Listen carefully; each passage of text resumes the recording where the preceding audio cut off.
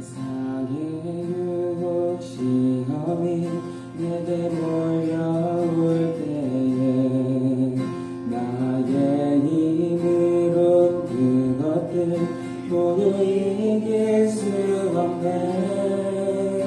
거대한 폭풍 가운데 위축된 나의 영혼 어찌할 바를 몰라 헤매이고 있을 때 세상의 유혹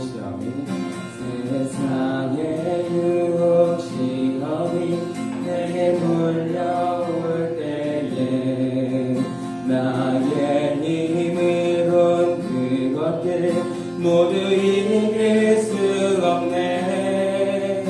거대한 폭풍 가운데 위축된 나의 영혼 어찌할 바를 몰라 헤매이고 있을 때 주를 찬양 손을 들고 찬양 전쟁은 나에게 속한 것 아니니 주를 찬양 손을 들고 찬양 전쟁은 하나님께 속한 것이니. 2절입니다. 거짓과 속임수로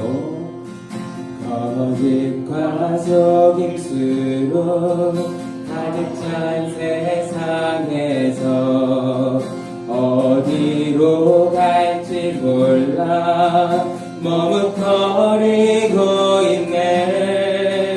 공중의 권세 잡은 자 지금도 우리들은 실패와 절망으로 넘어뜨리려 하네. 3절입니다. 주위를 둘러보면 아무도 없는 듯 믿음의 눈을 들면 보이는 분 계시네. 지금도 내 안에서 역사하고 계시는 사망과 어둠의 권세 물리치신 예수님 주를 찬양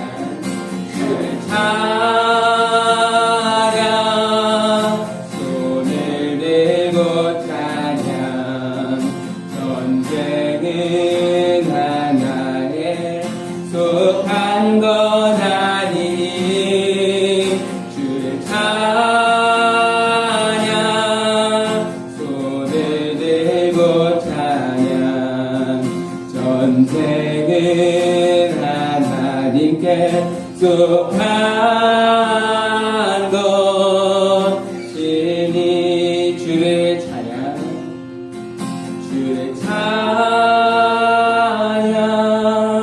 손을 들고 찬양 전쟁은 나에게 속한 것 아니니 주를 찬양 손을 들고 찬양 전쟁은 하나님께 속한 것이니. 주를 찬양 손을 들고 전쟁은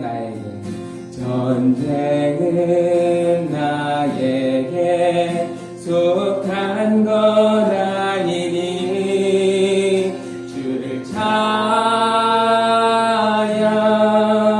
손을 들고 찬양 전쟁은 하나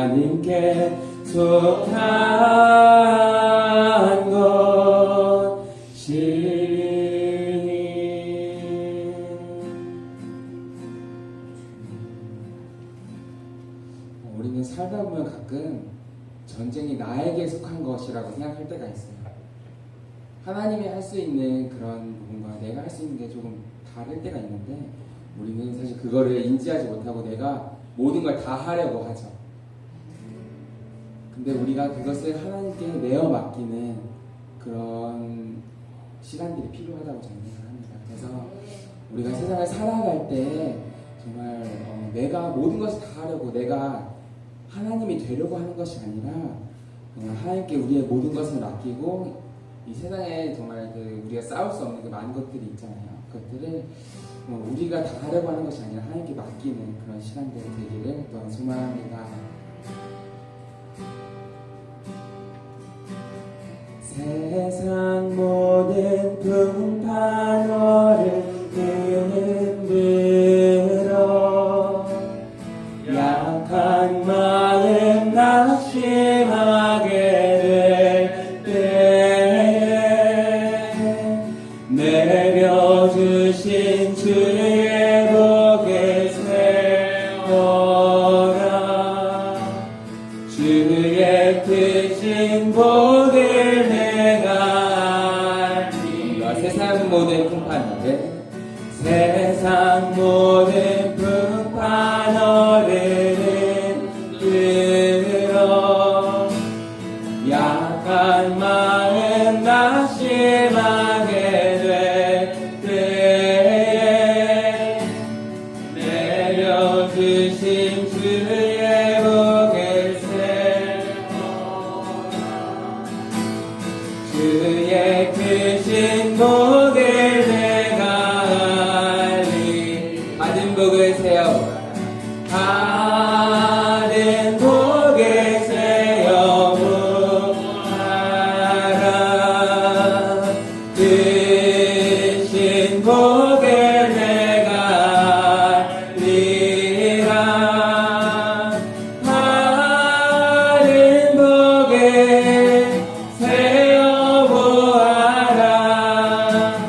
주의 크신 복을 내가 알리. 세상 근심 걱정 너를 두르고, 세상 근심 걱정 너를 두르고 십자가를 등에 지고 나갈 때 주가 내게 주신 복을 세워라. 두려움 없이 항상 찬송하. 받은 복을 세워보라. 받은 복을 세워보아라.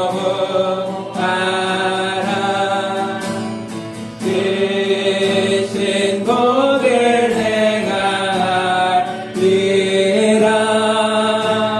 받은 복을 세워보아라.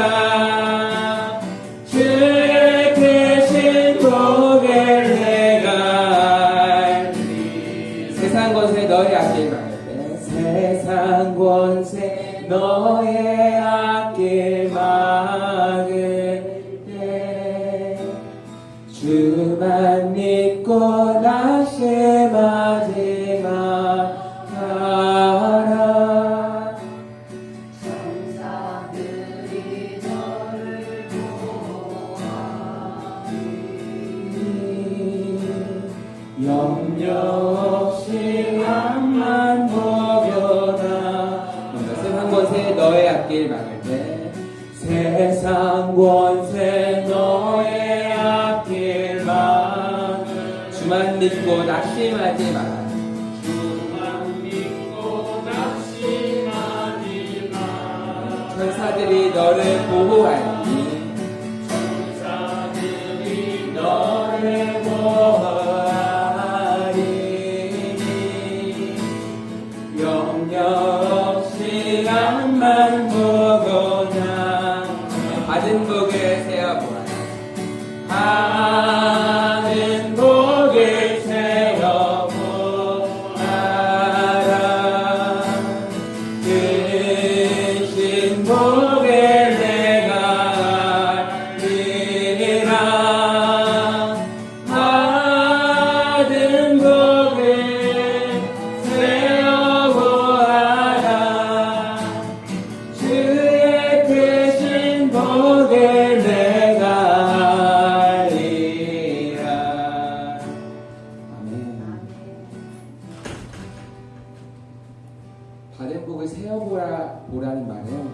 그 정도로 정말 우리가 받은 게 수없이 많다는 말이잖아요.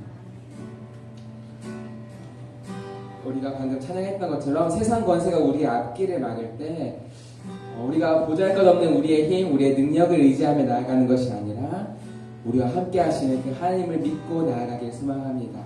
언제나 우리를 보호하시고 지켜주시며 우리와 함께 하시는 그 하나님을 믿고 의지하며 정말 두려움 없이 나아가는 우리 밀길동교회 성도님들 되시기를 소망합니다. 우리가 이 시간 하나님 앞에 그렇게 함께 기도하며 나아가길 소망합니다. 함께 기도하겠습니다.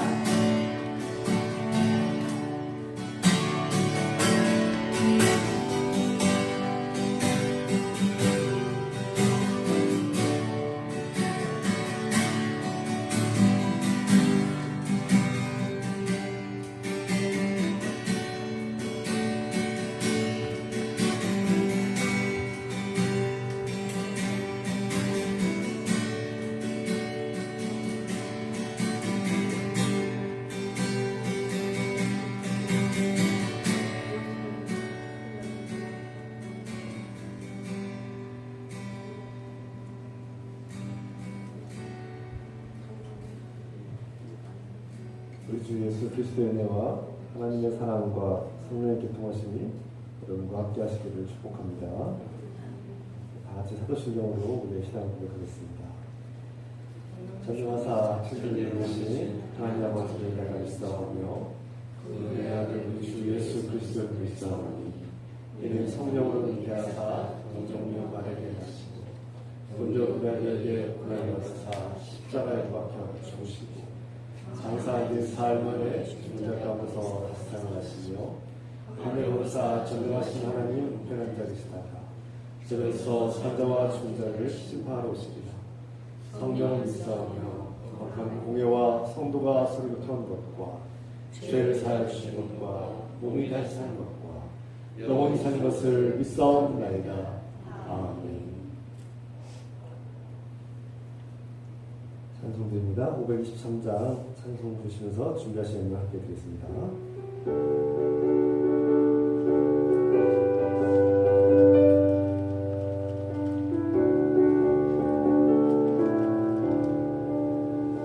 모든 죄잡길에서 목자 없는 양같이 모든 사람들이 찾아 헤맨다. 자비하시 하나님 독생자를 보내사 너를 지금 부르니 나오라. 이때라 이때라 주의 긍휼 받을 때가 이때라. 지금 주께 나와 겸손하게 아뢰라. 구원함을 얻으리 얻으리. 험한 십자가 위에 달려 돌아가신 주 다시 살아나셨네 기쁘다. 죄인 구원하실 때 어서 주께 나와 그 신 은혜 구하라 구하라. 이때라 이때라 주의 긍휼 받을 때가 이때라. 지금 주께 나와 겸손하게 아뢰라. 구원함은 얻으리 얻으리. 주의 귀한 말씀에 영원 생명 인다니 주님 너를 용서해 주신다. 주가 부르실 때에 힘과 정성 다하여 주의 은혜 받으라 받으라. 이때라 이때라 주의 긍휼 받을 때가 이때라. 지금 주께 나와 겸손하게 아뢰라. 구원함을 얻으리 얻으리. 세월 빨리 흐르고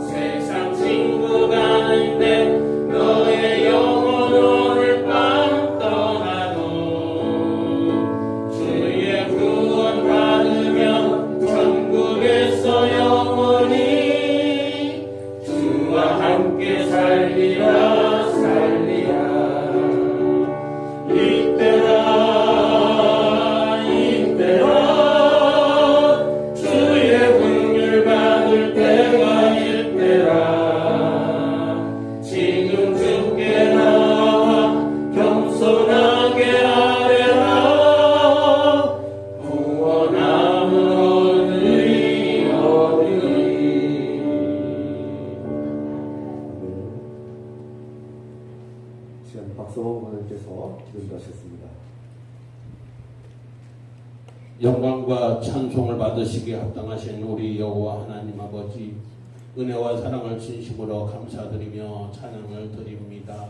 일주일 동안도 저희들을 보살펴 주시고 이 더위 가운데 지켜주시고 인도하여 주시옵다가 오늘 거룩한 날을 맞이하여 귀한 주님의 제단에 불러주시니 진심으로 감사를 드립니다. 아버지, 이 시간도 저희들 주님 앞에 나왔사오니 아버지 깨어 기도할 수 있도록 도와주시고 주님 앞에 영광 돌릴 수 있는 귀한 저희들 될 수 있도록 주님이여 인도하여 주시옵기를 간절히 빌곤합니다. 그래서 저희들의 믿음이 자랄 수 있도록 도와주시고 주님 앞에 더욱더 가까이 설 수 있는 귀한 저희들이 될 수 있도록 주님이여 인도하여 주시옵소서. 아버지, 이 시간도 귀한 주님의 제단 사랑하여 주시고 아버지 붙들어 주시어서 이 시간까지 지켜주시는 애 아버지 하나님 진심으로 감사를 드립니다. 이 제단에 주님이 함께해 주시어서 아버지 주님 앞에 영광 돌리는데 부족한 것이 없도록 도와주시고 주님의 귀한 뜻을 이룰 수 있는 귀한 주님의 아버지 제단이 될 수 있도록 주님이여 도와주시옵소서. 아버지, 이 근방에 죽어가는 심령들을 구원할 수 있도록 도와주시고 구원의 방주의 역할을 다할 수 있는 아버지 귀한 주님의 제단이 될 수 있도록 주님이여 함께여 주시옵소서. 아버지, 이 시간도 귀한 우리 목사님 기억하여 주시고 아버지 건강도 붙들어 주시고 아버지의 말씀에 함께여 주시어서 항상 저희들에게 말씀을 전하실 때 아버지 능력의 말씀, 권능의 말씀으로 함께여 주시어서 아버지 저희들 어두워가는 아버지 그 골수를 깰 수 있는 귀한 말씀이 될 수 있도록 주님이여 함께여 주시옵기를 간절히 빌곤합니다. 아버지, 이 시간도 저희도 조그마한 정성을 모아서 아버지 주님 앞에 헌금을 하여 싸우니 그 헌금한 손길에 주님이 축복하여 주시고 아버지 주님이 함께해 주셔서 가정에 어려움 없도록 도와주시고 항상 아버지의 부족함이 없도록 주님이여 인도하여 주시옵소서. 아버지 그 물질이 아버지는 아버지 선교하는 사업에도 쓸 수 있도록 도와주셔서 아버지 선교사님들을 도울 수 있도록 도와주시고 아버지가 나가서 아버지 외국에 나가서 선교하는 아버지 그 선교사님들 같이 하여 주셔서 항상 아버지 지켜주시고 인도하여 주시옵기를 간절히 빌곤합니다. 아버지, 이 시간도 아버지 함께 싸우니 끝나는 시간까지 주님이 함께 해주시고 지켜주시고 인도하실 줄 믿사서 이 모든 말씀 달고 하신 예수 그리스도의 이름으로 간절히 기도드렸사옵나이다.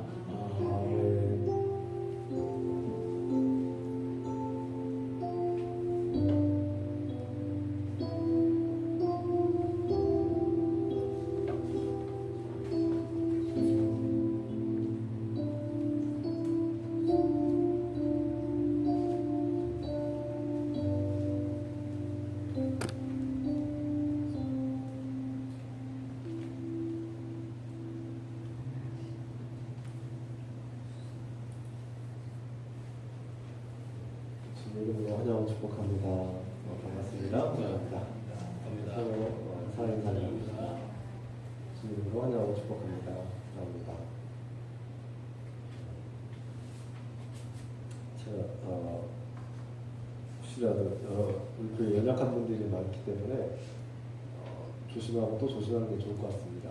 그래서 저도 불편하고 여러분들 보시는 여러분도 불편하겠지만 마스크 쓰는 게 모두에게 유익하겠다고 판단해서 마스크 썼습니다. 양해 부탁드리고요. 연약하신 분들을 위해서 제가 또 오늘은 접촉을 피하고 식사도 좀 이렇게 피하겠습니다. 양해 부탁드립니다. 기도 부탁드립니다. 이 시간에 우리 함께 중보 기도 시간 갖겠는데요. 형제 자매들의 성도들의 건강과 또 생업과 가정을 위해서 그리고 우리 공동체가 하나님의 은혜 가운데 든든히 서서 이 땅의 빛과 소금이 되시도록 함께 기도합시다. 사랑하는 아버지, 서로를 위해서 기도합니다. 사랑하는 형제 자매들을 위해서 기도합니다. 주님, 우리 형제 자매들의 건강을 주께 의지합니다. 우리 성도들 중에 아픈 분들이 많으시는데 중한 질병을 이겨내지 않으시고 중한 질병을 이겨내시는 힘과 지혜와 능력을 도와주셔서 주님을 믿고 신뢰할 때 놀라운 은혜가 임하고 주님의 도우심을 받아서 잘 이겨내게 하시고 승리하게 도와주옵소서. 성도들의 삶과 생업 가운데 함께 하셔서 주님 걱정 근심이 사라지게 해주시고 직장의 문제와 일자리의 문제와 사람들과 관계의 문제를 해결해 주시도록 도와주시고 하나님 복된 길로 거룩한 길로 가장 선한 길을 인도하여 주시옵소서. 하나님 아버지 성도들의 가정을 돌봐주시고 지켜주시고 가정이 해체되는 시대 속에서 우리 성도들의 삶과 가정이 든든히 서시도록 도와주시고 지켜주시옵소서.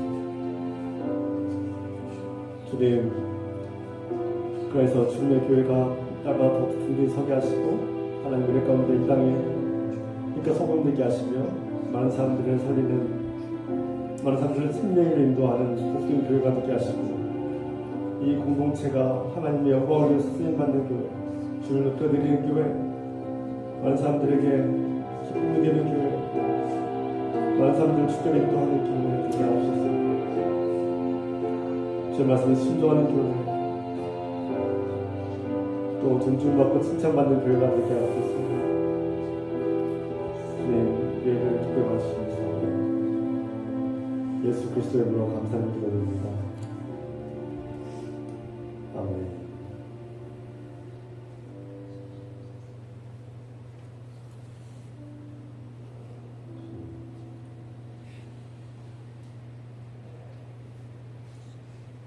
우리가 성도들을 위해서 형제 자매들을 위해서 기도합니다. 그리고 이 지역을 위해서 기도하고요. 나아가서는 나라와 민족을 위해서 함께 기도하길 소원합니다.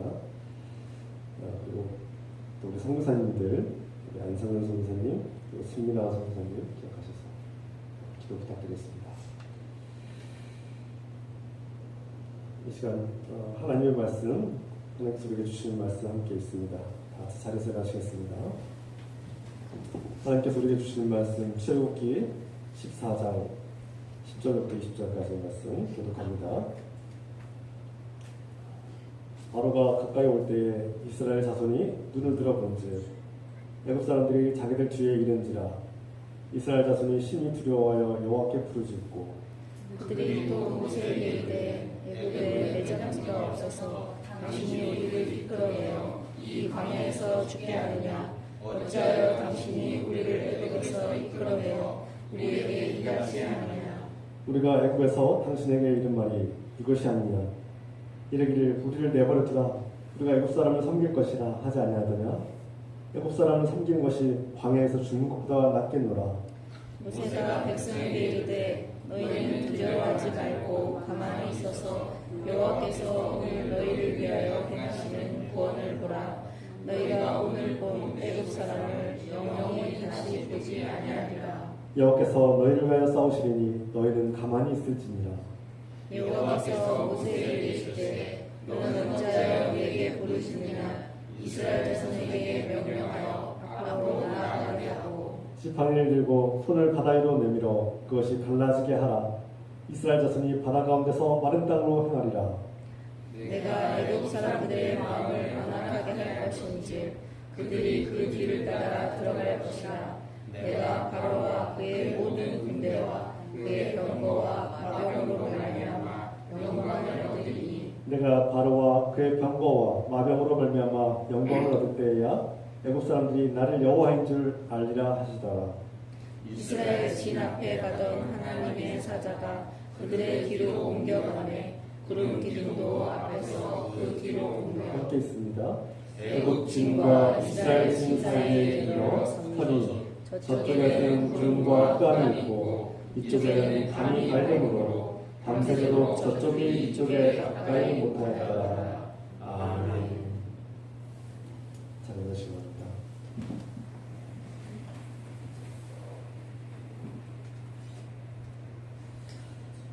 여러분 살면서 어떤 일에 대해서 어떤 자신의 과거의 선택에 대해서 후회하신 적 있으십니까? 우리가 살다 보면 모든 선택에 대해서 만족스럽지 못할 때가 있고요. 그래서 내 선택이 과연 옳았는가, 내 삶에 유익했는가를 돌아보고 점검할 때도 있고 어떤 분들은 후회에 빠지기도 합니다. 그러나 그 후회가 여러분의 삶을 해결해 주었는가요? 돌아보기로 합니다. 후회하는 삶, 그 후회하는 삶이 여러분들이 어떤 유익을 줬습니까? 후회하는 삶은 우리 삶에 도움이 되지 않다는 것을 깨닫기로 합니다. 후회한다는 것은 자신이 그 순간에, 선택의 순간에 최선을 다하지 않았다는 증거를 뿐입니다. 매 순간 최선을 다하지 않았다는 그 삶의 증거가 후회고요. 후회는 앞으로의 삶을 살아가는데 전혀 도움이 되지 않을 뿐만 아니라 우리 삶을 망치는 지름길이기도 합니다. 가끔씩 목회자인 저에게도 후회하느냐라는 질문을 받을 때도 있어요. 제 스스로가 질문할 때도 있습니다. 예를 들어서 좀 너무 무거운 얘기지만 너는 목사가 된 것을 후회한 적 없느냐 이런 질문을 받을 때도 있고요. 또 제 자신에게 묻기도 합니다. 그런데 저는 항상 결론적으로 주님께 말씀드리고 노력합니다. 저는 후회한 적이 없습니다. 여전히 주님을 사랑하고 이 길을 후회할 필요도 없고 후회한 적도 없고 오늘 내 삶이 끝날지라도 저는 후회하지 않습니다. 이것이 저의 주님에 대한 고백입니다. 여러분은 어떻습니까? 삶을 돌아보면서 후회하며 살고 있습니까? 아니면 끝까지 하나님을 신뢰하며 살아가려고 하십니까? 오늘 이스라엘 백성들은 이집트를 탈출했는데 지난 시간에 이어서 하나님께서 약속하신 그 호렙산 그리고 가나안을 향해서 나아갈 과정에서 오던 길로 되돌아갔고 하나님께서 가라고 하신 그곳 홍해 앞바다에 이르렀는데 오히려 그곳이 그들에게는 무덤 같은 죽음의 장소가 되었던 것이죠. 이것을 어떻게 사람의 지식과 지성으로 이해할 수 있겠습니까? 이해할 수가 없죠. 도무지 이해할 수 없는 상황이 지금 펼쳐지고 있는 겁니다. 왜 하나님은 우리를 이곳 홍해 앞바다 바닷가에 이렇게 우리를 모이게 하셨을까? 근데 하나님은 그냥 아무 이유 없이 그곳에 가라고 한 것이 아니었습니다. 분명한 이유와 목적이 있다고 했습니다. 지난 시간에 이미 그 이야기, 목적과 이유가 있다는 것을 알려주셨죠. 오늘 성경 출애굽기는 이스라엘 백성들이, 히브리 백성들이 이집트에서 노예로 살던 그 삶에서 잔혹한 비인간적인 삶에서 벗어나서 그 이집트라는 땅을 벗어났고 파라오의 손에서 벗어나는 거예요. 이 모든 과정에서 히브리인들의 그런 노력이나 어떤 힘으로 얻은 것이 아니라 야훼 하나님께서 함께 하셨고 그분이 개입하셨고 그분이 전적으로 그들을 끄집어내셨다. 이것이 성경이 우리에게 증언하는 말씀입니다. 이것이 핵심이죠. 우리의 노력으로 우리의 힘으로 한 것이 아니라 하나님께서 하셨다는 것을 분명히 증거하고 있습니다.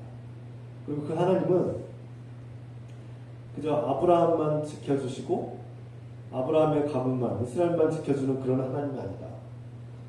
하나님은 이 세상을 창조하시는 만물의 하나님이시고 저 파라오라는 저 강력한 왕마저도 통치하시고 심판하시는 하나님이심을 악한 것을 심판하시고 정의를 일으키시는 하나님이심을 우리에게 드러내고 보여주고 나타내고 있습니다.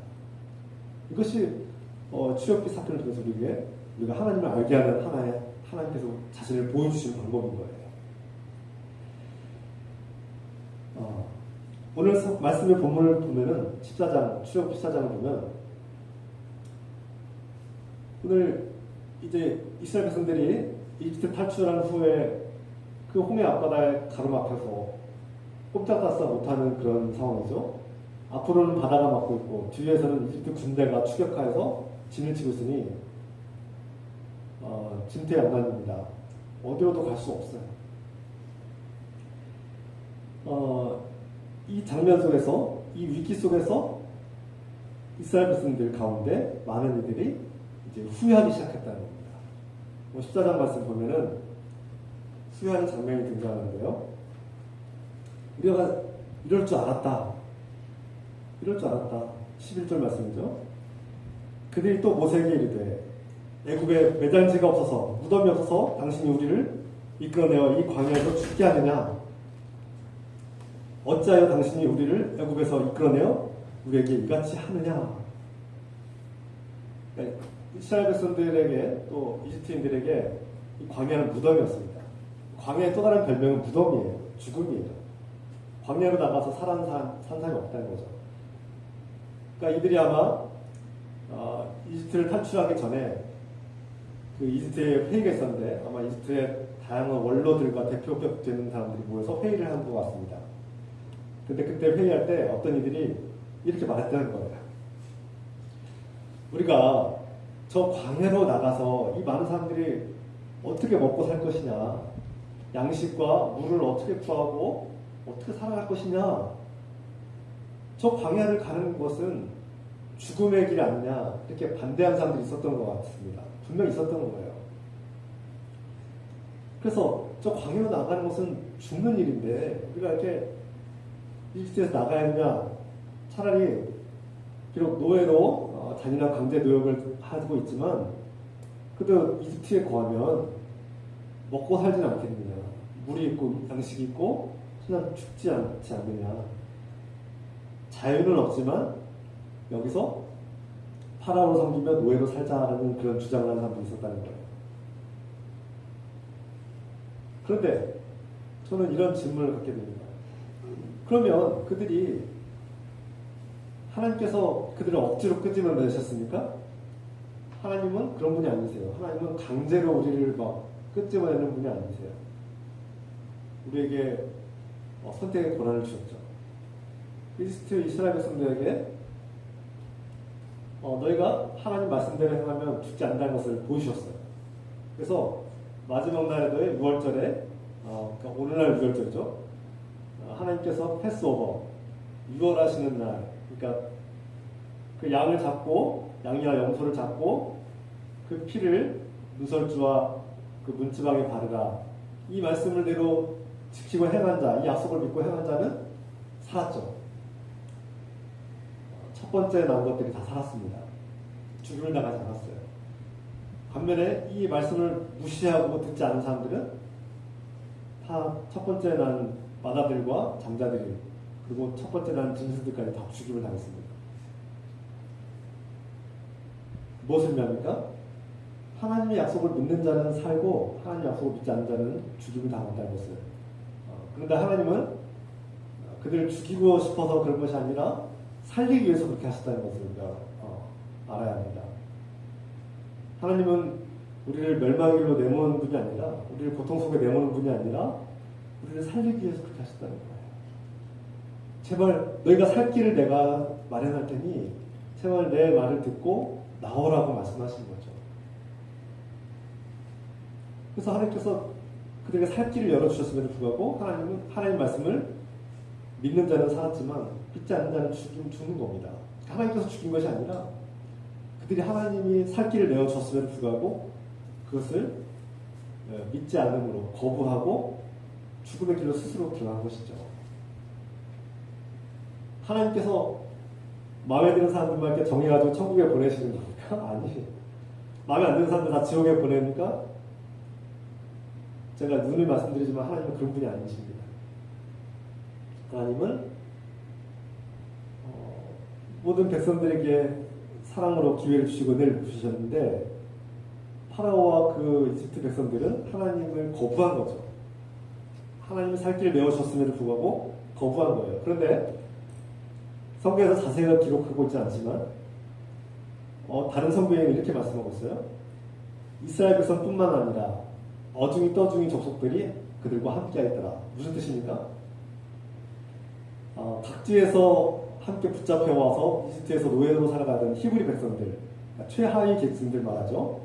그 안에는 이스라엘 백성들이 많이 있는데 대다수가 이스라엘 백성인데 각지에서 함께 붙잡혀서 노예 생활하고 있는 다양한 족속들과 또 심지어 파라오의 그 폭권에서 반대하고 이집트의 히브리 백성들과 함께 이 이집트를 탈출한 사람들이 있다는 거예요. 이집트인임에도 불구하고 내가 이집트인인데 저 히브리 백성들의 하나님을 믿고 따라 나온 사람들이 있다는 거예요. 그러니까 하나님은 어떤 민족이냐 어떤 족속이나 집안이나 따르시는 것이 아니라 하나님의 말씀을 믿는 자들은 누구든지 살려주셨다는 겁니다. 이것이 은혜이지요.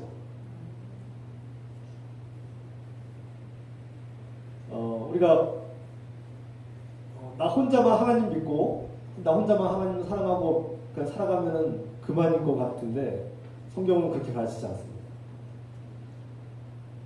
하나님은 하나님의 백성, 하나님의 자녀들, 공동체를 사랑하시고 특히 우리가 에클레시아, 교회, 그리스도인들의 이 모임 공동체를 사랑하시고 그리스도의 몸이라고 표현하셨습니다. 그리고 이 그리스도의 몸을 사랑하시고 이 그리스도의 공동체를 함께 구원하신다는 것을 또 예수 그리스도께서 부활하신 예수 그리스도께서 제자들을 한 사람 한 사람을 만나주셨기도 하지만 공동체에서 한꺼번에 함께 만나셨다는 것을 기억해야 합니다. 무슨 뜻입니까? 우리가 공동체를 생각하기 원합니다. 어떤 우리가 믿음의 영성의 어떤 그 높고 낮음을 떠나서 하나님께서 구원하실 때 이 공동체가 함께 구원하기를 원하신다는 겁니다. 그리고 이 공동체가 하나님께서 예비하시고 인도하시는 그 구원의 길을 걸어갈 때 가끔씩은 어중이 떠중이도 함께 끼어갈 때가 있어요. 모세와 같이 하나님 말씀 믿고 또 이스라엘 백성들처럼 하나님 말씀 믿고 믿음으로 나아가는 사람들이 있는가 하면 그 이스라엘 백성들이 부럽고 그들이 좋아서 그들의 길에 함께 뛰어들어서 함께 구원받는 그런 이집트인들이 있는 것처럼 이 공동체가 중요하다는 것을 말씀하고 있습니다. 하나님을 믿고 따르는 많은 하나님의 거룩한 백성들을 통해서 부수적으로 함께 따르는 사람들도 함께 구원할 때가 있다. 좀 조심스러운 얘기지만 교회 공동체의 이 분위기가 굉장히 중요합니다. 그래서 우리가 다음 시간에 또 나오겠지만 홍해를 걸을 때 하나님께서 너는 자격이 있으니까 이 홍해의 길을 건너가도 되고 너는 믿음이 없는 것 같아. 너는 자격이 없고 너 지난번에 나한테 반대하고 원망했지. 너는 빠져. 이렇게 하셨습니까? 그렇게 안 하셨어요. 분명히 오늘 말씀드리지만 11절, 12절의 말씀 보면 내가 이럴 줄 알았다. 내가 광야에 나오면 다 죽을 줄 알았다. 내가 죽는다고 하지 않았느냐. 광야에 나오면 다 죽을 텐데 먹고 살 길이 없는데 먹을 양식도 없고 물도 없고 저 땡볕에 갈 곳 없이 우리는 맴돌다가 죽임을 당할 것이다. 그리고 반드시 이집트 군대가 이렇게 쫓아와서 우리를 가만히 내버려 두지 않고 우리를 대량 학살시킬 가능성이 크다. 내가 이렇게 말하지 않았느냐. 11절 12절 말씀 그 얘기 아닙니까? 내가 이럴 줄 알았어. 내가 당신이 그때 당신이 우리를 이렇게 인도할 때 내가 이럴 줄 알았다고. 그런데 홍해가 갈라지고 그 땅을 지나갈 때 그 반대하는 사람들 하나님께서 너는 너 반대했고 나 원망했고 너는 믿음이 없으니까 너 빠져. 그렇게 했습니까? 아니에요. 하나님께서 이 히브리 백성들, 이스라엘 백성들을 고스란히 그대로 다 통과시키셨습니다. 무슨 뜻인지 이해 가시겠어요? 이해합니까? 공동체에는 하나님을 신실하게 믿고 사랑하는 자녀들이 있는가 하면 이 공동체 안에는 막 하나님 말도 불신하고 하나님 뜻 나는 모르겠다. 나는 내 생각이 맞는 것 같아. 당신이 이럴 줄 알았어. 내가 당신의 선택이 틀릴 줄 알았어. 내가 이렇게 될 줄 알았지 않냐. 막 후회하고 막 원망하는 사람들도 있어요. 믿음이라고는 전혀 찾아보기 힘든 사람들도 있어요. 가끔씩. 저러고도 어떻게 하나님의 자녀가 어떻게 직분자가 되고 저렇게 신앙생활을 했는데도 어떻게 저렇게 여전히 저명일까 하는 사람들이 있어요. 그럼에도 불구하고 하나님은 그 공동체를 함께 인도하시더라는 겁니다. 이게 하나님의 은혜입니다. 그리고 공동체가 중요하다는 의미입니다. 누군가는 하나님의 약속을 믿고 하나님께서 하시는 일들을 깊이 관찰하고 믿음으로 보고 하나님 말씀 순종하고 그 길을 따르는 사람들이 있어요. 그러나 누군가는 내가 이럴 줄 알았어. 당신이 그때 주장할 때 내가 이럴 줄 알았어. 당신이 광야로 나아가자고, 이 많은 백성들을 저 광야로 나아가자고 할 때 내가 이럴 줄 알았다고, 당신 틀렸다고 막 원망하고 싸우고 하나님이 어딨냐고, 하나님 틀렸다고 막 주장하시는 분들도 있어요. 그러나 하나님께서 그들을 용납하신다는 거예요. 우리는 이런 은혜를 날마다 경험하지 않습니까?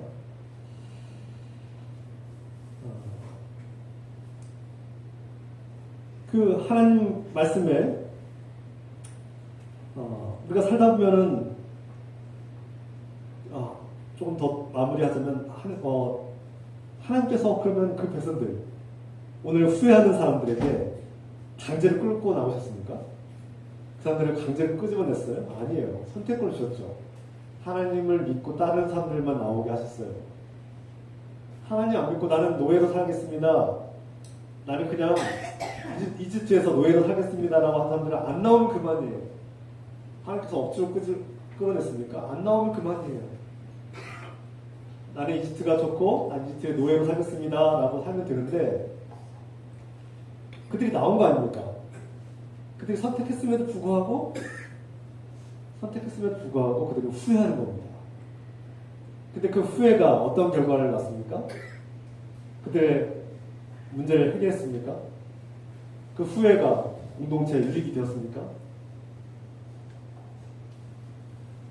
전혀 도움이 되지 않았죠. 문제를 해결하는 데도 도움이 되지 않았고, 그 공동체를 살리는 길에도 후회가 도움이 되지 않았습니다. 유익하지 않았습니다. 살다 보면 과거에 내가 선택했던 것들이 옳았는가, 내 삶에 유익했는가를 돌아보면서 우리가 내가 다른 선택을 했으면 어땠을까, 이런 생각을 하게 됩니다. 사람이라면 자연스럽게 그런 생각을 하게 되죠. 필요합니다. 자신을 돌아보고 내가 잘못된 길에 갔으면, 내가 그때 내가 범죄를 저지르지 않았으면, 내가 그때 어리석은 행동을 하지 않았으면 좋았을 텐데, 필요합니다. 이렇게 자신을 반성하는 일, 자신을 돌아보는 일 필요하고 중요한 일이죠. 그런데 자신을 돌아보고 반성하고 더 나은 미래와 더 나은 자신을 위해서 노력하기 위해서 자신을 돌아보고 점검하는 것은 필요한 일인데, 후회하는 것은 도움이 되지 않습니다. 자신을 돌아보고 반성하는 것은 유익한 일인데, 후회는 다른 것이다. 후회는 자신의 선택을 지우려고 하는 것이고 거부하는 것이고, 특히 하나님과의 관계, 하나님을 선택한 것에 대한 후회는 하나님과의 관계를 파괴하는 행동이죠. 제가 그래서 이 말씀을 시작할 때 처음에 제가 어떤 목사로서의 어떤 사명에 대해서 언급한 이유가 여기에 있습니다. 여러분 중에 내가 차라리 이집트에 있을 걸, 내가 하나님을 알게 돼서 복음을 듣고 어쩌다가 내가 교회에 나와서 신앙생활을 하니까 후회가 되시는 분도 있습니까? 기독교인이니까, 그리스도인이 되니까 참아야 될 게 많고 절제해야 될 게 많고 내 맘대로 내 뜻대로 살지 못해서 후회하신 적 있으십니까? 그 후회가 여러분들 망치는 길입니다. 우리가 자신을 돌아보고 반성하고 점검하는 것은 필요하지만, 후회는 가장 어리석은 길이고 하나님과의 관계를 망치는 길입니다. 그것은 가장 어리석은 행동 중에 하나입니다. 결국 자신이 선택했음에도 불구하고 자기 자신을 부정하는 것이고 하나님을 부정하는 거예요. 하나님의 은혜를 송두리째 다 내던져버리는 것이죠. 하나님께서 이집트에서 행하신 일과 이스라엘 백성들에게 보여주신 그 놀라우신 은혜와 사랑의 기적들을 송두리째 부정하는 행위가 되는 겁니다. 우리가 가족들 간에 서로 사랑하는 사이 속에서 해야 될 말이 있고 해야 되지 않을 말이 있죠. 때로는 막 화가 나서 막 상대방에게 아픈 말도 하고 상처 주는 말도 하는데, 적어도 하지 말아야 될 말들이 있습니다. 상대방의 존재와 상대방이 그동안 나를 사랑해줬던 것들과 배우자가 또는 나의 자녀들이 부모가 나를 사랑해줬고 나에게 헌신했던 그 사실은 함부로 부정해서 안 되는 거예요. 함부로 말해서 안 되는 거죠. 아무리 화가 나더라도 해야 될 말이 있고 하지 말아야 될 말을 분별해야 되는데 만약에 하지 말아야 될 말을 상처 줄 말을 했다면 용서를 구하고 빨리 뭐 취소가 되지 않겠지만 용서를 구해야 되고 사과를 해야 될 겁니다. 내가 화가 나서 사실이 아니지만 내가 당신이 나에게 항상 고마운 존재고 나를 위해서 헌신하고 희생하고 나를 사랑해준 것 그것은 사실이고 인정하고 날 고마웠다. 그 사랑과 그 은혜가 나에게 큰 힘이 되고 늘 나는 그것을 기쁘게 여긴다는 것을 고백해야 합니다. 정정해야 되죠. 그리고 사과하고 용서를 구해야 됩니다. 그러면 조금이나마 나아질 수 있습니다. 그런데 존재 자체 우리가 화가 난다고 해서 존재 자체를 부정한다고 했어요. 부모님에게 함부로 해서는 안 될 말을 막 마음에 못을 박는 말을 하기도 하고 자녀들에게도 그런 말을 할 때가 있어요. 너는 뭐 내 자식이 아니다. 뭐 이렇게 함부로 말할 때가 있어요. 아무리 마음에 들지 않는 행위가 있을지라도 어떻게 자녀가 아닐 수 있겠습니까? 어떻게 부모가 내 마음에 들지 않는다고 해서 부모가 나를 낳아주고 빌려주고 사랑을 품어주고 그 모든 사실을 부정할 수 있겠습니까? 순간 화가 나서 했을지라도 얼른 정정해야 합니다. 용서를 구해야 되죠. 그러면 좀 해결의 희망이 보입니다. 앞서 말씀드린 것처럼 우리가 신앙생활을 하다 보면 위기가 닥쳐오고 고난이 닥쳐오고 원치 않는 결과가 기대에서 어긋나는 결과가 우리를 괴롭힐 때도 있습니다. 그때 내가 후회합니다. 내가 그 선한 일을 한 것을 후회합니다. 내가 하나님 믿는다고 헌신하고 수고한 것들 다 후회합니다라고 말한다면 자신의 인생을 부정하는 거예요. 그리고 하나님을 부정하는 거예요. 하나님이 그를 목숨을 걸고 살려주셨던 것을 통두리째 다 부정하고 마는 행동입니다. 하나님과 관계를 끊어버리겠다는 뜻인 거예요. 그것은 곧 죽음을 의미하는 겁니다. 단순히 후회가 어리석은 행동의 시작으로 끝나는 것이 아니라 하나님과의 관계를 끝내는 그런 길로 나아갈 수 있는 지름길이라는 거예요. 그래서 여러분 후회가 드는 마음이 들 수도 있습니다. 사람이 인간적으로 뒤를 돌아보고 싶고 막 후회가 들기도 하고 내가 내 맘대로 살고 싶은 마음 막 들기도 하는데 내가 그리스도인이 되었기 때문에 내 맘대로 살지 못해서 또 그런 마음이 살짝 들 수도 있어요. 그러나 후회라는 그 유상에 빠져서는 안 된다는 거예요. 자신의 삶과 자신을 구원하기 위해서 목숨을 걸고 목숨을 내어주신 하나님의 그 사랑을 통두리째 부정해서는 안 된다는 겁니다. 그것은 죽음으로 가는 지름길입니다. 그래서 예수께서도 말씀하셨어요. 쟁기를 잡고 나아가는 자는 뒤를 돌아보지 말라고 했어요. 무슨 뜻입니까? 하나님을 선택했고 하나님께 주신 구원의 길을 걷고 그 길을 향해서 예수 그리스도라는 목적지를 향해서 나아갈 때 우리는 뒤를 돌아보서는 안 된다는 거예요. 그러니까 후회하면 안 된다는 뜻을 말씀드리는 거예요. 그리스도인에게는 후회는 없습니다. 당장 오늘 내 삶이 끝날지라도 어떤 고통이 나를 휘몰아칠지라도 그리스도인에게는 후회가 없는 거예요. 그리고 하나님의 자녀들이 그리스도인들이 죄와 죽음의 권세에 짓눌려서 죄의 종로를 타고 사탄의 종로로 마귀 권세의 종로로 타고 사는 것보다는 차라리 마귀와 대적하고 싸우다가 전사로 용사로 싸우다가 죽는 것을 영광으로 그렇게 말씀하고 있는 겁니다. 그래서 그리스도인들은 자신의 목숨을 귀하게 여기고 자신을 돌보고 사랑할 줄 알아야 되지만 죄의 종로로 타고 불의의 종로로 타고 마귀의 종으로 살 바에는 차라리 싸우다 죽으라는 얘기예요. 그게 더 선하고 기쁜 영광을 얻는 길이기도 합니다. 이게 핵심이에요. 이게 핵심. 사실은 오늘 말씀의 모든 핵심이기도 합니다. 후회하고 죽음의 길로 가느니 차라리 싸우다 죽는 것이 하나님께 영광이라는 말씀을 하고 싶은 거예요. 좀 직설적으로 노골적으로 말씀드렸습니다. 그리스도인들은 후회하면 안 됩니다. 파라오의 종로를 타면서 죄와 죽음의 종로로 타며 사는 그런 자가 아니라 하나님께 주신 자유와 진리를 위해서 생명을 위해서 싸우다가 죽는 것이 영광이라는 거예요.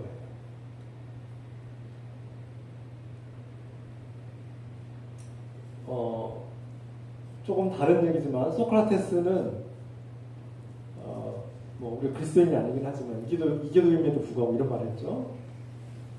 배부른 돼지보다 배고픈 사람을 살고 싶다는 말씀이죠. 제가 그가 무슨 말 했는지 우리가 이해가 되죠. 배부른 돼지로 사느니 차라리 배고픈 사람으로 사는 것이 어쩌면 성경에 가까운 얘기이기도 합니다.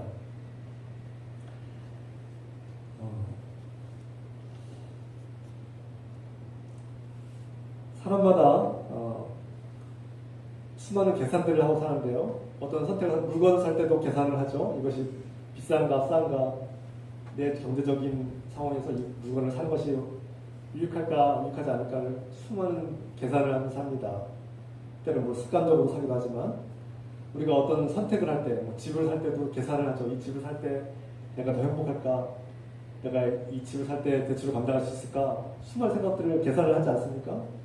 그리고 나서 후회도 합니다. 후회할 수도 있어요. 그러나 그런 세상에서의 계산이 분명 한계가 있습니다. 사람이 아무리 똑똑하고 지혜롭더라도 하나님을 믿는 것이 더 나에게 유익할까? 하나님을 믿지 않는 게 더 나에게 유익할까를 계산하면서 어리석은 일이라는 거예요. 사람의 계산은 한계가 있습니다. 사람은 한 치 앞도 내다볼 수 없고 사람은 자신의 지능과 지식으로 아무리 계산을 열심히 할지라도 하나님의 사랑을 계산할 수 없습니다. 심지어 부모의 사랑, 배우자의 사랑, 자녀의 사랑, 친구의 사랑만도 계산할 수가 없어요.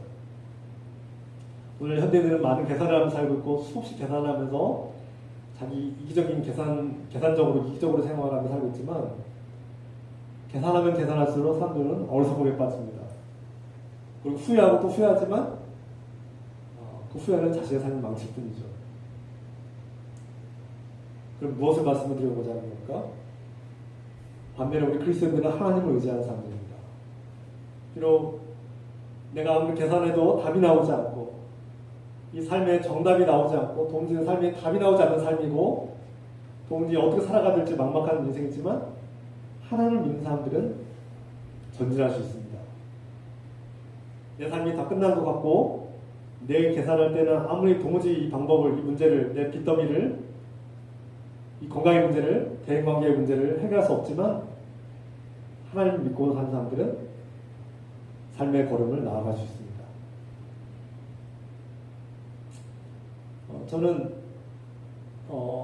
별것 없지만 말씀드리기가 참 민망하기도 하지만 저도 계산이 빠른 사람입니다. 나름대로 공부도 계산이 빠른 쪽으로 공부를 많이 해왔고 누구나 계산을 많이 빨리 하는 것 같아요. 그런데 제가 부목사로 안정적으로 규모 있는 교회에서 부목사로 목회 활동을 하고 있을 때 저 포항의 매산이라는 교회에서 도무지 답이 나오지 않는 작은 교회 다 쓰러지고 교인도 몇 명 남지 않고 도무지 인간적 계산을 할 때는 내가 갈 수 없는 곳이에요. 저 교회 가면 망하는 거예요. 저 광야로 가는 거예요. 앞에는 홍해가 막혀 있어서 내 힘으로는 도무지 해결할 수 없어요. 도무지 환경적으로나 재정적으로나 또 교회들 상황으로 멀어보도 답이 안 나오는 상황이에요. 그런데 제가 그 길을 갔어요.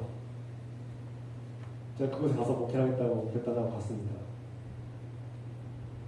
자랑할 것도 아니고요. 그렇게 대단한 것도 아니라고 생각하지만 제 나름대로는 하나님을 믿는 행동이었습니다. 하나님을 믿고 간 거예요. 제 아내는 그러나 제 둘째를 임신하고 있었기 때문에 둘째를 임신하고 있을 때 아내의 원망을 좀 듣게 됐어요.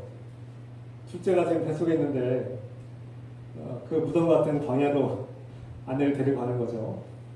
저도 인간적으로 생각할 때 무슨 생각을 했는지 모르겠어요. 제가 정상인지 정말 답도 안 나오는 길을 간 거죠.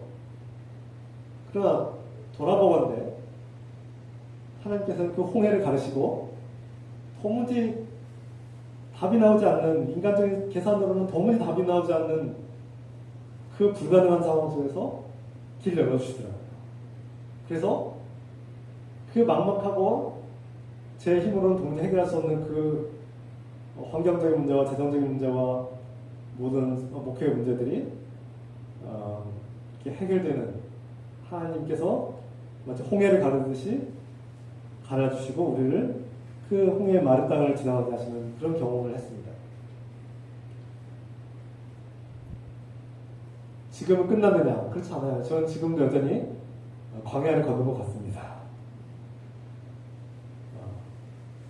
어쩌면 시작일 수도 있습니다. 기적은 하나님께서 우리에게 우리의 삶 속에 믿음을 갖도록 우리의 의심을 버리게 하는 하나님의 어떤 은혜와 자비일 수도 있습니다. 기적을 보면 다 끝난 것이 아니라 하나님, 우리가 도무지 하나님을 믿지 않기 때문에 하나님께서 우리 의심을 깨우쳐 주기 위해서 기적을 보여주신 게 아닌가 돌아보게 됩니다. 여러분, 사람이 아무리 열심히 자신의 지식과 지능을 다 동원해서 계산할지라도 그것은 한계가 분명합니다. 그리고 인간은 어리석은 선택을 하고 후회할 수밖에 없는 존재입니다. 그러나 하나님을 믿고 의지하는 사람은 도무지 해결 방법이 보이지 않는, 도무지 답이 나오지 않는 상황 속에서도 하나님께서 해결해 주신다는 것을 믿고 나아가는 사람들입니다.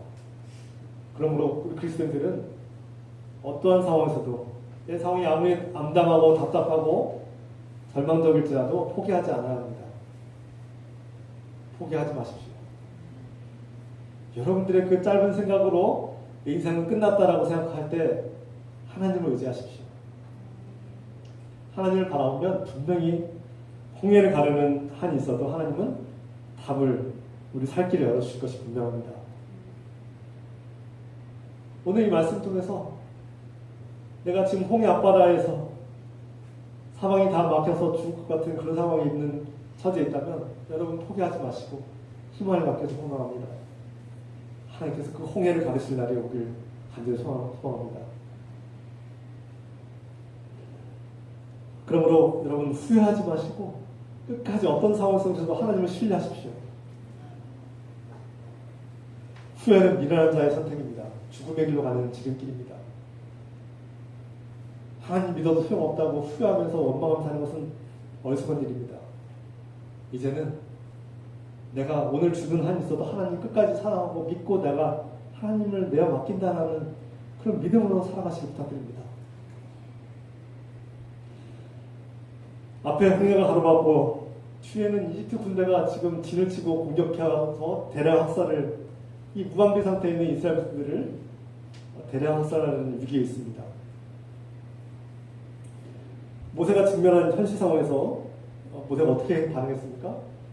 오늘 말씀에 15절 말씀 보면 여호와께서 모세에게 이르시되 너는 어찌하여 내게 부르짖느냐 이렇게 말씀하셨어요. 오늘 보면은 영어로는 cry out, 모세가 막 울부짖고 있어요. 모세가 막 엉엉 소리내서 우는 것 같습니다. 막 통곡하고 있는 거예요 지금. 모세가 지금 막 통곡하고 있는 거, 땅을 치고 통곡하고 있는 것 같습니다. 지금 자세하게 표현을 안 했지만 모세가 지금 막 울부짖고 있어요 지금. cry out. 여러분 상상해 보시죠. 모세가 지금 이집트에서 탈출하는 수많은 하나님의 능력과 기적을 봤는데 홍해 앞바다에 가로막혀서 뒤에서 이집트의 군대의 추격을 받고 이제 그 고립돼서 도관에 든 쥐새끼가 마냥 죽을 위기에 처하니까 모세가 지금 통곡하는 거 아닙니까? 절망하는 거 아닙니까? 엉엉 울고 있습니다. 또 하나님, 이게 하나님께 막 호소한다고 할 수 있어요. 하나님, 당신 믿고 여기까지 왔는데 이게 지금 무슨 상황입니까? 우리 이웃은 다 죽으란 말입니까? 막 하나님께 막 울부짖는 거 아닙니까? 하나님께서 울부짖는 모세에게 뭐라고 말씀하십니까? 너는 어찌하여 내게 부르짖고 있느냐? 너는 어찌하여 지금 울고 있느냐? 너는 지금 왜 울고 있느냐? 하나님께서 어떻게 보면 지금 우리가 문자로 지금 들으니까 하나님의 감정이 느껴지지 않아서 그렇지, 제가 볼 때는 하나님께서 지금 호통치고 있는 것 같습니다. 모세를 향해서 지금 호통을 치고 있는 거죠. 단단히 화가 나신 거죠. 하나님께서 이 말씀하실 때 모세야 너는 왜 울고 있느냐 이렇게 부드럽게 말씀하셨을까요? 제 생각엔 그렇지 않은 것 같아요. 모세야 지금 왜 울고 있니 이렇게 부드럽게 말씀하셨을까요? 아니면은 모세야 지금 네가 왜 울고 있어? 지금 하나님께서 호통치고 있지 않을까요? 넌 지금 왜 내게 울부짖는 거야? 울부짖는 거야? 막 이렇게 호통치고 있는 것 같지 않습니까? 제가 볼 때는 후자가 맞는 것 같습니다. 왜 그럴까요? 어린 시절에 제가 자녀들 키워보니까 어린 시절에 자녀들은 아기 때는요 무조건 울면 다 해결돼요. 아기들은요 말을 못하니까 울어야 됩니다. 울면 울어야지 해결되고요, 울어야지 소통할 수 있습니다. 그 소변을 막 대변 용변을 봐도 막 이렇게 울어야 되고요, 불편하면 웁니다. 조금만 뭐 아파도 울고요, 배고파도 울고요, 놀아달라고도 울고요, 다 웁니다. 그러니까 울고 소리를 내야지 엄마가 달려오고 아빠가 달려오고 이렇게 소통을 하고 문제가 해결되는 것을 경험합니다. 그럼 어느 때부터가 아이들은요 모든 거 다 울음으로 해결하려고 해요. 고통이 생기면 울기 시작합니다. 울면은 문제가 해결되거든요. 울면은 엄마 아빠가 달려서 해결해 주거든요. 그러니까 어린 시절에는 울어야 합니다. 울 때가 있어요. 울면서 울부짖을 때가 있어요. 울기만 하면 해결될 때가 있어요. 하나님께서 다 해결해 주세요. 그런데요, 어느 때가 지나면, 한 1년쯤 지나고, 이제 아이가 이제 엄마, 아빠 말을 하고, 2년쯤 지나면 이제 대화를 하죠. 언어, 말을 배우고 소통을 할 줄 알게 됩니다. 그런데 말을 해야 됩니다. 밥 주세요. 배고프면 밥 주세요. 물 주세요. 놀아주세요. 뭐 화장실 갈래요. 이렇게 얘기를 해야 됩니다. 그런데 말을 할 수 있음에도 불구하고 울고 있으면 어떻게 됩니까? 그때부터 혼나야죠. 그때부터 혼납니다, 이제. 배고프면은 밥 주세요를 해야 되는데, 막 애기처럼 울고 있어 보세요. 한 5살 정도 되는 아이가 막 울어요. 울어. 막 소리 지르면서 울어요. 엄마 아빠한테 밥 주세요 하면 될 일을 근데 울고만 있어요. 막 눈물 뚝뚝 흘리면서 막 통곡하고 있어요. 막. 그래서 아빠가 와서 엄마가 와서 얘야 왜 우니? 그랬더니 울기만 해요. 그냥 울기만. 대답도 안 하고 울기만 해요. 그러면 이제 그때 어떻게 돼요? 혼나야죠. 혼나야죠. 혼나야 됩니다. 이럴 때는. 제가 이 말씀드린 이유는 그리스도인들에게도 때가 있는 것 같습니다. 울어야 될 때가 있어요. 내가 기도하는 법도 모르고 하나님 말씀도 잘 모르고 하나님을 의지하는 법은 아는데 울면 해결됐어요. 하나님 저 죽을 것 같습니다. 살려주세요. 저 좀 살려주세요. 울고 진정되면은 하나님께서 문제 해결해 주셨어요. 주님 저 문제가 생겼어요. 저 좀 해결해 주세요. 저 죽겠습니다. 살려주세요. 저 좀 도와주세요. 이 문제 해결해 주세요. 하면 막 진지되고 울면은 눈물 흘리면 하나님께서 와서 해결해 주셨어요. 그런데 하나님이 어떤 분이신지 알고 하나님께서 기도하는 법도 가르쳐 주시고 말씀도 가르쳐 주셨어요. 어느 정도 성장을 하고 있어요. 이맘쯤이면 이제 말을 해야 돼요. 그런데 어느 순간 이 아이가 또 울고 있어요. 울기만 해요. 왜 울고 있냐 그러면 또 계속 울기만 해요. 그러면 어떻게 됩니까? 호통이 나오는 거죠. 제가 볼 땐 그런 상황이 아닌가 싶습니다. 모세가 지금은 하나님께서 가르쳐 준 대로 믿음을 사용해야 될 때가 된 거예요. 믿음의 언어를 사용해야 될 때가 된 거예요. 하나님께서 뭐라고 말씀하십니까? 호통을 치죠. 지금은 울고 있을 때가 아니야. 우리가 하나님께 울고 불고 할 때가 있어요. 그리고 하나님께서 그것을 용납하시고 해결해 줄 때가 있어요. 그런데 하나님께서 어느 때였던가 울어도 침묵하실 때가 있어요. 해결이 안 될 때가 있어요. 어떻게 됩니까? 우리 믿음을 사용할 때가 된 겁니다. 더 이상 울면 안 돼요. 혼납니다, 이제. 후회하고 원망하고 있으면 안 돼요. 혼납니다, 이제. 어떻게 됩니까? 하나님께서 주신 믿음의 지팡이를 사용할 때가 있는 거예요. 그래서 때가 있다는 겁니다. 하나님께서는 우리가 하나님께서 하신 일을 지켜보고 바라보는 때가 있어요. 아, 하나님께서 해결하셨구나. 어렸을 때는 내가 울었는데 어느 순간에 엄마가 와서 다 해결해줘요. 먹여주고요, 씻어주고요, 씻겨주고요, 다 귀저귀 갈아주고요. 다 해결됐어요. 내가 울고 있다 보니까 어느 순간 다 해결됐네? 하나님께서 하신 일을 지켜보고 하나님께서 하셨구나라는 것을 깨달을 때가 있어요. 그런 때가 있습니다. 그런데요, 그리고 어떤 때는 울부짖는 단계가 있지만 어떤 때 이 단계를 지나가면 오늘 찬양인도자가 말씀한 것처럼 전쟁이 하나님께 속하였다는 것을 깨달을 때가 있어요. 내가 할 일이 아니라 하나님께서 하시는구나. 내가 하는 것이 아니라 하나님께서 하시는구나라는 것을 깨달을 때가 있어요. 우리가 잠잠하게 지켜봐야 할 때가 있다는 거예요.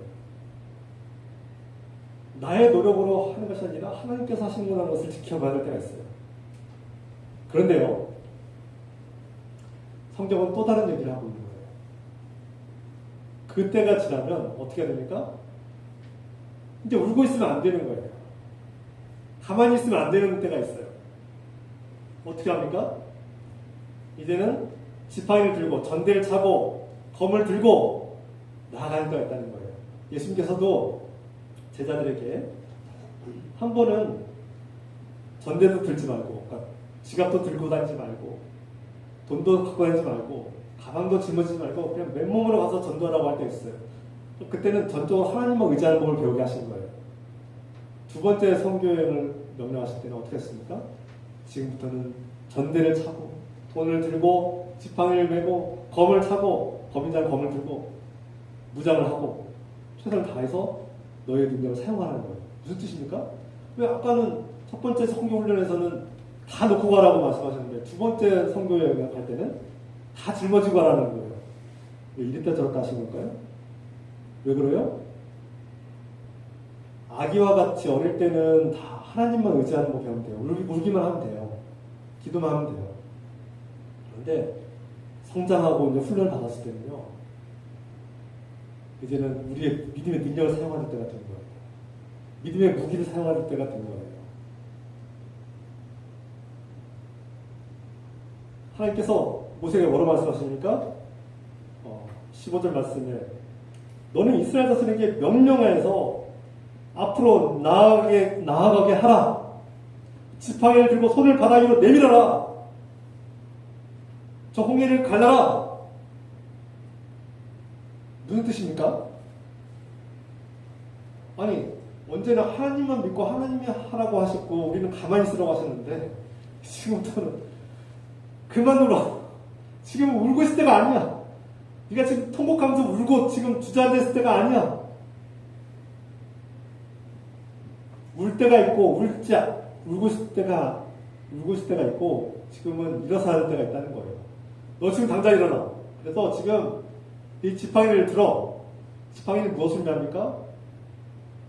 하나님을 믿는 자녀들에게 하나님께 처음 만났을 때 모세에게 주신 믿음의 징표 아닙니까? 모세가 하나님을 믿지 못하니까 하나님께서 믿게 하려고 주신 증거 아닙니까? 저와 여러분들이 하나님을 먼저 신뢰하지 못할 때 하나님께서 저와 여러분들에게 믿게 하려고 주신 증거들이 있지 않습니까? 이 막대기, 이 지팡이가 있다는 거예요. 하나님께서 각자에게 주신, 누구나에게 주신, 그리스도인 모든 자녀들에게 주신 지팡이가 있다는 겁니다. 저와 여러분들에게 주신 지팡이가 있다는 거예요. 그 막대기를 들라는 겁니다. 그 막대기 그냥 준 게 아니다. 위기 때마다 그 믿음을 사용하라고 준 거다라는 거예요. 그 믿음의 검 그냥 폼으로 들고 다니라는 게 아니라 지금 사용하라고 준 거다. 뽑아라. 그런 뜻이에요. 적이 나타났으면 그 검을 뽑아라는 거예요. 그 검을 그냥 폼으로만 갖고 다니지 말고 위기가 대적이 나타났을 때 그 믿음의 검을 사용하는 거 아닙니까? 여러분, 울고 있을 때가 있고요. 이제는 울음을 멈추고 주저앉아서 올 때가 있지만 일어날 때가 있어야 돼요. 일어나서 우리 믿음의 지팡이를 들 때가 있어야 돼요. 여러분, 우리의 신앙이 앉아서 울부짖으면서 하나님께 기도할 때가 있어요. 주저앉아서 나는 못하겠습니다. 나는 못해요 라고 말할 때도 있어요. 울부짖고 주저앉았을 때도 있습니다. 그러나 우리 앞길을 막고 있는 홍해와 같이 거대한 문제들이 있죠. 개인적으로는 어떤 분에게는 건강의 문제가 홍해 앞바다처럼 가로막고, 경제적인 가난의 굶김의 문제가, 진료의 문제가, 대인관계의 문제가, 가족들과의 관계의 문제가, 정치적인 문제가, 어떤 문제가 도무지 내 힘으로 해결할 수 없는 거대한 홍해 같은 장애물과 거대한 문제가 내 앞길을 가로막을 때가 있어요. 내 힘으로는 도무지 감당할 수가 없어요. 그때 우리가 마치 어린아기처럼 주저앉아서 울기만 하고 있을 때가 있습니다. 그런 그리스도인들을 보게 됩니다. 우리 그런 교인들을 보게 됩니다. 저를 돌아보게 됩니다. 혹시 내가 큰 어려움에 닥쳐서, 목회가 큰 어려움에 닥쳐서 환경 탓만 하고 있는 것은 아닌가? 주님, 선교가 안 돼요. 환경에 어려움이 있어요. 도시에 어려움이 있어요. 주변에 어려움이 있어요. 뭐 다양한 핑계를 대고 있지 않는가 돌아보게 됩니다. 주저앉아 있는 거죠. 울기만 하는 거예요. 징징대고 있는 거죠. 그러나 주님께서 오늘 모세에게 호통을 치지 않습니까? 너는 지금 왜 울고 있느냐?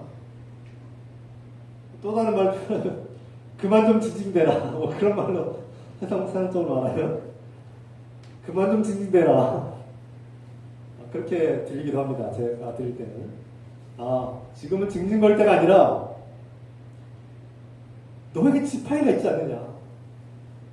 내가 너에게 그 지팡이를 준 것은 폼으로 들고 다니는 게 아니라 그 지팡이를 내밀어라. 이 문제를 해결하라는 거죠. 내가 너에게 이 문제를 해결할 수 있는 놀라운 능력을 주지 않았느냐는 것을 깨달아라는 겁니다. 오늘 이 말씀을 통해서 제 자신을 돌아보게 됩니다. 하나님께서 저에게 이미 놀라운 능력을 주셨고 저에게 믿음의 지팡이를 주셨는데 그 능력의 지팡이를 사용하지 않고 있는 것은 아닌가. 여전히 내가 그 지팡이를 옆에 내팽개치고 주저앉아서 지금 울부짖고만 있는 것은 아닌가. 그래서 주님께서 너 지금 왜 울고 있느냐? 제가 가끔씩 우리 둘째 아들에게 가끔씩 하는 말인데요. 제가 볼 때는 충분히 할 수 있어요. 제가 볼 때는 저 아이는 능력이 많은 아이고 충분히 할 수 있는데 야 못해 하고 이렇게 울고 이거 딘디될 때가 있어요.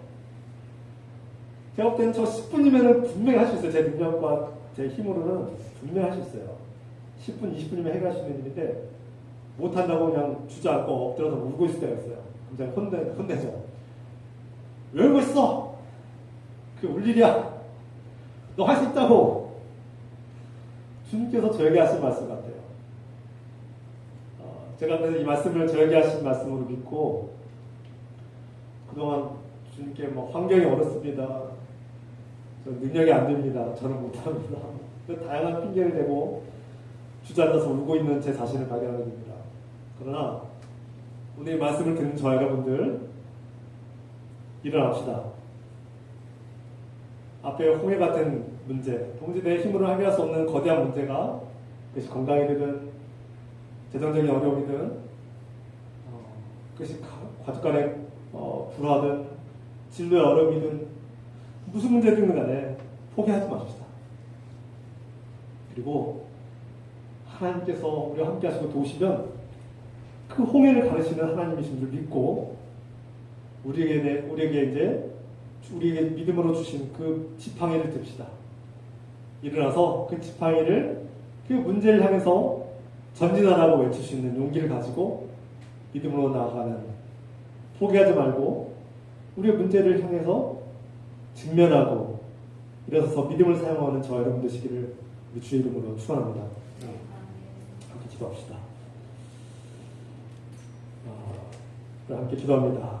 주님, 오늘 하나님께서 모세를 향하여서 그 위기 속에 모세가 울부짖고 있을 때, 자신이 망한 것 같고 이제 더 이상 방법이 없고 도망칠 길도 없고 다 죽은 것 같은 상황 속에서 왜 하나님 우리를 이곳에 인도하셨냐고 원망하기도 하고 후회하는 것 같기도 하고 도무지 살 길을 못 찾아서 울부짖고 있는 모세를 바라보게 됩니다.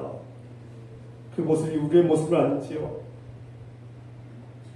주님께서는 울부짖는 모세에게 말씀하셨습니다. 너는 왜 울부짖고 있느냐? 우리가 이 말씀을 깨닫게 하여 주소서.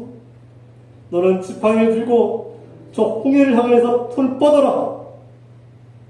그러면 저 홍해가 갈라질 것이다라고 말씀하셨습니다. 주님, 우리의 눈을 뜨게 하시고 우리가 믿음으로 일어서게 하시며 우리의 손을 내밀어서 우리의 믿음의 지팡이를 꺼내서 사용할 줄 알게 하시며 이 믿음의 지팡이를 뻗어서 우리를 가로막고 있는 건강의 문제, 재정의 문제, 빈곤의 문제, 대인관계의 문제, 치료의 문제를 해결하게 하여 주시옵소서. 우리를 가로막고 있는 이 위기와 고난 속에서 우리가 낙담하고 포기할 것이 아니라 우리에게 주신 믿음의 지팡이를 꺼내서 힘껏 용기 있게 외치고 나아가게 도와주시옵소서. 일어서게 하여 주시옵소서. 포기하지 않고 일어서게 하여 주시옵소서. 절망을 이기고 승리하게 하여 주시옵소서. 주님의 위대한 영광을 보게 하여 주시옵소서. 우리 늘기쁨 교회와 우리 성도된 삶이 홍해가 갈라지는 놀라운 역사가 펼쳐지게 하여 주시옵소서. 우리 함께 기도합시다. 주여 외치는 통성으로 함께 기도하겠습니다. 주여, 주여, 주여, 주여. 하나님 아버지, 하나님 아버지, 하나님 아버지,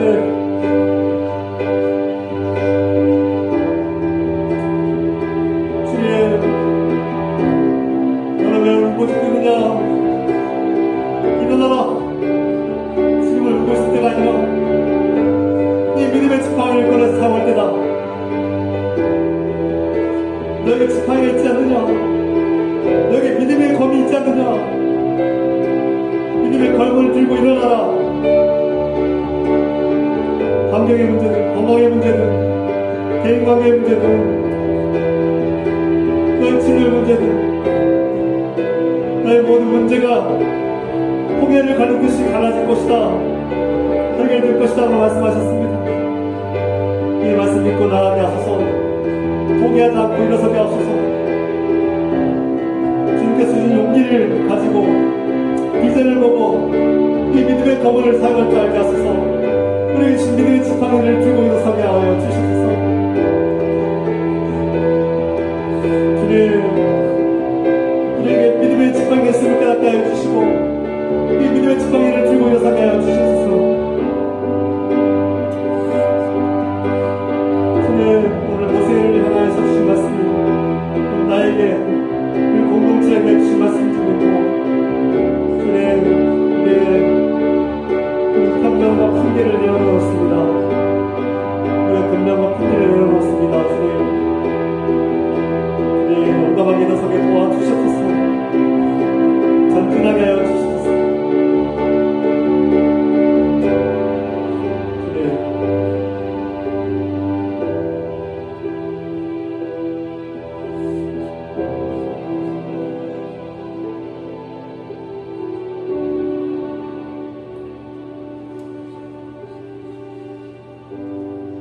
사랑하는 아버지, 너는 왜 울고 있느냐? 너는 왜 내게 어찌하여 내게 부짖고 있느냐? 주님께서 모세를 향해서 호통을 치고 있는 말씀하신가요? 너는 일어나서 내가 너에게 준 지팡이를 들고 일어서라. 믿음의 지팡이, 믿음의 증표를 들고서 네 손을 뻗으라. 우리가 믿음으로 주님을 향하여 홍해를 향하여 손을 뻗게 하여 주시옵소서. 우리의 앞길을 가로막고 있는 거대한 홍해와 같은 건강의 문제, 재정적인 문제, 대인관계의 문제든 진로의 문제든 우리의 앞길 가로막고 있는 이 거대한 문제가 주 예수 그리스도의 능력으로 해결되게 하시고 홍해에 갈라진 역사가 펼쳐지게 하여 주시옵소서. 이제는 우리의 앞길을 가로막고 있는 홍해를 가르시는 우리 주 예수 그리스도의 은혜와 하나님의 크신 사랑하심과 성령님의 교통감에 역사하심이 오늘 주님을 의지하여 손을 내미는 주님의 거룩한 백성들 위해 지금부터 영원토록 함께 해주시길 간절히 축원하옵나이다. 아멘.